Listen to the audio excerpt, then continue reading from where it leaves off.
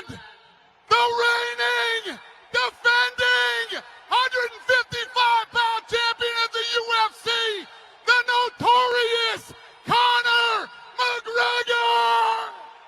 You're not gonna disrespect me, but I don't know what the everybody thought they were coming here for. Big deal, the guy sleeping next to you stinks. He's drunk all night, making noise, and you can't sleep. It's not all signing autographs and banging broads when you get out of here. It's not. And I'll throw you the out of this gym so fast your head will spin. It's so ridiculous that these guys don't show up on weight. Season 9, Season 9. If you don't know what the goes on in this show by now, I don't even know what to tell you. What do you not understand about that? This ain't Survivor and vote him off. Beat him off. That didn't sound good, did it? Whenever you build something great, it's always surrounded by negativity. When you're in a business like us, the level of scumbags that are in the media, it's unexplainable. I mean, it's going on right now.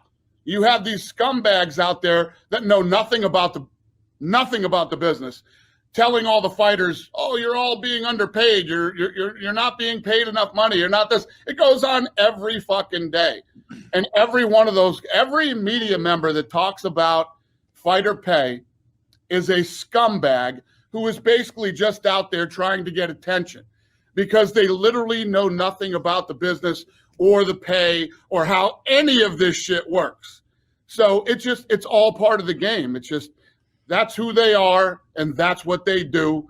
And I literally could give a fuck.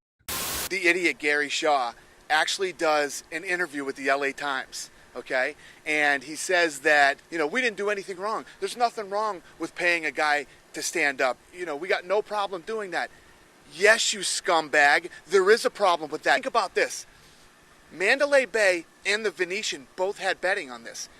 You, the consumer, the mixed martial arts fan, could go in and bet on this fight, okay? Now, anybody that's going to bet on this fight is going to think, well, if Seth Petrozelli can get him to the ground, the fight's over. So I'm going to bet, take a chance that Seth's going to get him down and submit him. But you don't know the scumbag promoters behind the scenes went in and paid him to not go to the ground. They paid him to stand up. You know why? Because they thought that Kimbo Slice was going to viciously knock him out. But Kimbo Slice sucks, like I've said now for the last few months. This guy can't fight, and he got knocked out in 13 seconds by a guy who didn't win the Ultimate Fighter and who didn't win fights in the UFC. They brought him up from the undercard to fight the main event guy and knocked him out in 13 seconds. It would be like the NFL. Okay, there's a game between the Patriots and the Browns. The NFL goes into the locker rooms and tells the players, listen, the Patriots pull higher ratings if they make it to the playoffs and to the Super Bowl than the Browns do. So here's what we're going to do. The Browns have a great running game. We're going to pay your team more money if you just pass tonight, don't run. Because we need the Patriots to win and make it to the next level. That's fucking illegal. You mentioned the other day on Instagram you have a surprise waiting for the Pirates in the sport. Do you mind giving us a little hint what that is?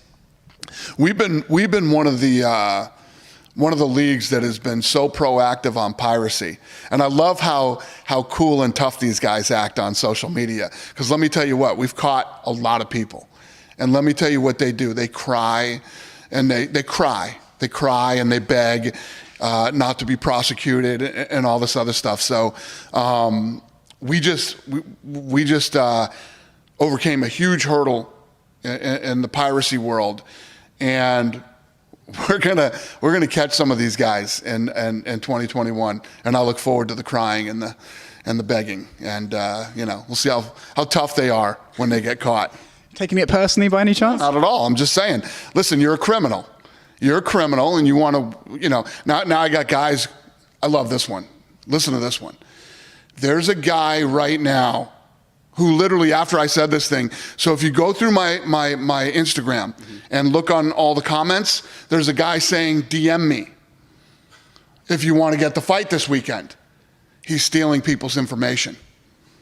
So people that are DMing him, he's stealing their information. He's taking your money from your bank and charging your credit card. These guys are fucking scumbag criminals. Don't listen to them. That's fucking illegal. Exactly, that is fucking illegal. These guys are scumbags, they're criminals, and they're bad guys. DM them. See what happens. I love it. I enjoy your reaction too. Dane, I just want to ask you, like I said, I mean, this is a huge pay-per-view event to kick off the year. You kind of stirred the pot a little bit with the piracy, the online streamers. They want to come after you and give this thing away. So, any regret in kind of maybe stirring the pot a little bit? I'm glad you asked me about that because we got one. We got him. We're watching this guy right now. All you have to do is turn it on Saturday, and we got you. I can't wait. Turn it on Saturday, streamers, and see what happens. Thank you for asking me that question. We know you were going after the pirates, the illegal streaming. Any news on that? Yeah, front? so let me tell you that story. It's my phone. So the night that I guess it was, I did an interview with BT, and then I did I think you asked me at the press conference, right? And, you know, I basically said, this is what's going to happen. So, and I told you guys that we found the guy, and we were watching him. He put out a statement that night, said, I will not be streaming the McGregor versus Poirier anymore, but I will show you how to buy it legally. And put out this huge statement, and now his whole streaming service has been deleted and is gone. Disappeared. One down and a shitload to go. And I'm ready. Every event, I'm going to go after one of these guys, one of these, or more. We'll see. Last thing for me, we didn't get to see you after the weigh-ins. The whole and who you are, guy that did this. Good move. We had you, pal. I don't know if he knew something or what, but we had you, and all you had to do was pop up that stream. And earlier in the week, Oscar De La Hoya was here and kind of personally attacked you and your business, Dana, and also essentially saying you don't take care of your fighters. Right. One of the examples he brought up was Chuck Liddell, and I know that one especially irked you. You know, it's like I say, it's one thing to lie amongst your friends or whatever, but to go on ESPN and lie. I talked to Chuck Liddell last night. Chuck Liddell told me it's absolutely not true that he's making more money over there than he made in the UFC, which, I mean, I think everybody who has any common sense knows. Oscar De La Hoya is lying about how successful the show was. And listen, it happens. This is the guy's first show. You know, he knows nothing about the sport, doesn't even try to know anything about the sport. Anytime Oscar De La Hoya wants to sit down with me face to face and go over numbers on events, I'll even use the numbers off the Toronto show. Not like I'm going to come at him with Conor and Khabib. We can do that any day of the week. The difference is I'm not going to come on ESPN and lie. Listen, Stephen A., the guy's a moron. Okay? And any day he wants to go head-to-head with numbers with me and talk about the business or even talk about the business of mixed martial arts, how much money is he going to reinvest into the sport? We've reinvested millions and millions of dollars to build this sport globally. How much has he reinvested into the sport of boxing? The answer is zero. In boxing, every fight is like a going out of business sale. These guys are trying to grab as much money as they can and get out of Dodge. Hey, come on. Move it. I like this seat. I like it better. Oh, this is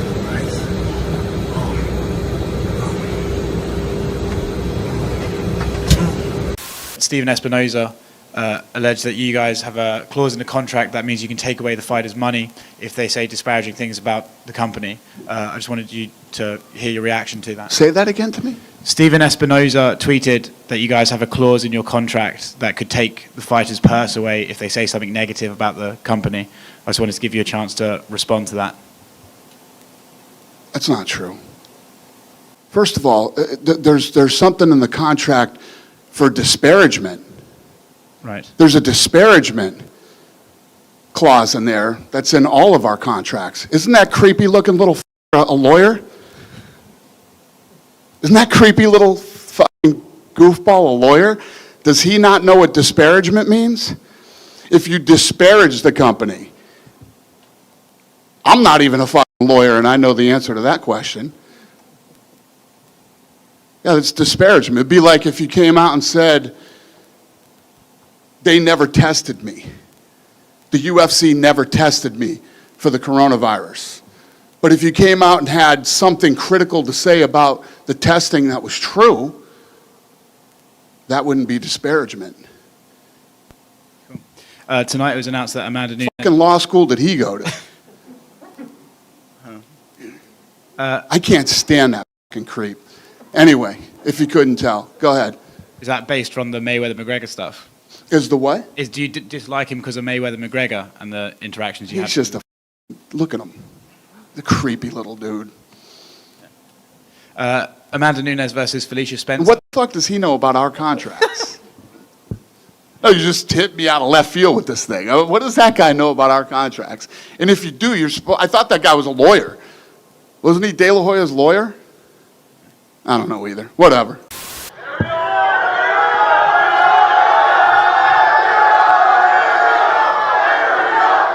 Question for Dana over here. Okay, Dana. I've heard you say, and I've heard Jeff Nowitzki say, I heard Andy Foster say that you guys are 100% sure that this is not a new ingestion, that he didn't re-ingest anything. How do you know that for sure? That's a question for Dana. Oh, what's the question? Sorry, I heard you and Jeff Nowitzki say, and Andy Foster said it as well, that you are 100% sure that this isn't as a result of a new ingestion. This is the same metabolite that was in his system back in July of 2017. The question I don't seem to find the answer to is, how do you know that? Because that's what the experts are saying. The experts are telling us that's what they do. How else would I know? The experts are telling us. And I don't expect you to know, but who are the experts? Ask Nowitzki. Call Nowitzki and set up an appointment to have an interview with him. He'll tell you. Ariel, I can help you with that. You know, you probably can't, actually. You let Nowitzki answer that question for you. I would love to. Nowitzki's the expert on that. John Jones is calling it a pictogram, for Christ's sakes. Okay? Unfortunately, he's not I don't here. think he can answer that question. So talk to Nowitzki. Okay. He's also said that there's 12 to 14 other cases of this happening. Yeah, you got to talk to Nowitzki. If you want to talk drugs, talk to Nowitzki. When you have a somewhat professional fighter threatening to assault a 50-something-year-old man who is not a fighter, do you have paperwork for that? Or are there attorneys that need to have conversations now? Or how do you respond to that? Let me tell you what. Get in line.